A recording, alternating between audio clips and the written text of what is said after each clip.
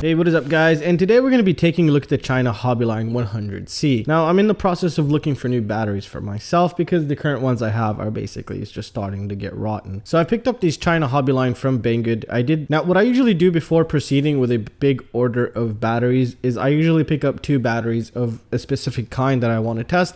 I use them, run them, see how well they perform, and then based upon that, after a 2-week run, then I go ahead and decide which batteries I'll probably buy more of. I never really buy more than 8 batteries of a specific brand. I've already tested this one in a previous video. This tested really good.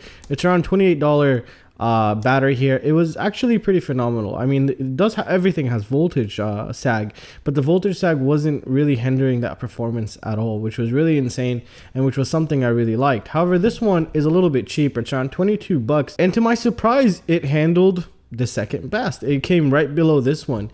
Now I don't know if the C rating is correct. All I can tell you is that they performed really nice, really well. Didn't get hot, didn't get puffed. I did push the living crap out of it just to make sure they're running well. I've been flying both of these for around 2 days now, so around 20 cycles in each, and they're still holding out very well. They don't get hot, but I can't really answer that again because the temperature was pretty good. It was around 18 to 20 degrees out. There was sun. I mean, it wasn't a shady day, but it was still pretty cool, and there was really nice cool wind heading out towards them, so it was probably keeping them cool. But overall, they were running really great, especially when I was landing. When I was landing, I was getting the cells were pretty much balanced most of the time, which was also really nice. And when I received them, they were around 3.8 volts, all of them, 3.8 or 3.82 volts, which was perfect storage level for these. So that was really nice to see. I didn't have any defective cells, which is also a huge plus. Now let's get some of its weight here. So in this video, we're going to be talking about the 100C version of the China Hobbyline. All right, and let's get its weight here. So it's around 192 grams. So the weight of this one is 192 grams. And let's get its dimensions, because the dimensions are important to some people, including myself, believe it or not, especially if I'm going to put it in one of my fixed wings or something of that nature. So its current width is 33.75. Its length is, we can say 89.4. And its overall height is 33.7. Yeah, 33.8, 33.7 we can say. So overall, it's a really nice small. It's a little bit smaller than its 120C brother. As you can tell, this one is coming in shorter but taller, slightly taller here. As you can tell, this is the difference you get. I really like the flat packs more than the stubby packs because these tend to fit in a lot more places and a lot more things that I have other than quadcopters. So yeah, overall, this was a really nice performing battery for $22. I was really impressed with it. I was expecting something of like these Zop power batteries, which are really terrible in my opinion. But I still tend to purchase sometimes when I don't have that much cash, and if I had something that needed a low C discharge. However, these handled phenomenally well, and I'm really happy, and I'm still debating on which ones I should pick up out of these two. But these are both really good so far. However, this does not answer longevity. Longevity will be answered throughout the days of use, and I will constantly keep updating you on these. For example, I have Infinity Graphenes, Infinity Graphenes 70C. They for over 1 year, and I'm still using them every once in a while. Obviously, they're not like they used to be, but they're still working, which is really nice. Also, I also picked up some Xt60, I don't know how to pronounce it. There's these green ones.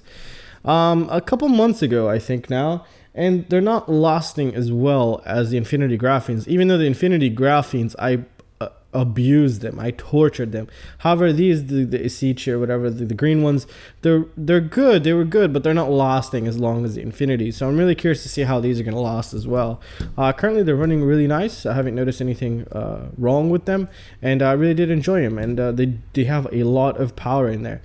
This one was hitting 120 amps, but it was, I would say, from looking at the OSD, from what I remember, I think I'll have the video feed right now going through, but as I felt and I was listening to it, I can slightly feel that this one was better. So I flew this one first, and then I flew this one second, and then I went back and forth. This one, I feel like it was topping out around 90 amps.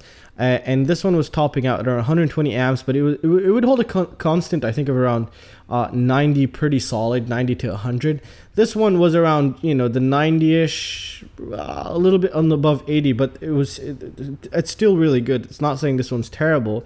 In my opinion, both were really great batteries currently from my current test, and obviously these are still fresh packs and they've only gotten 20 cycles in them, and time will tell. But I'm really satisfied with the current performance that it gives from a new pack, because you can purchase some new packs, which I did, and you'll see in a later video, which were not that great at all, and that is what I was afraid of. And it's the same thing that happened to me with the Turnigy graphines.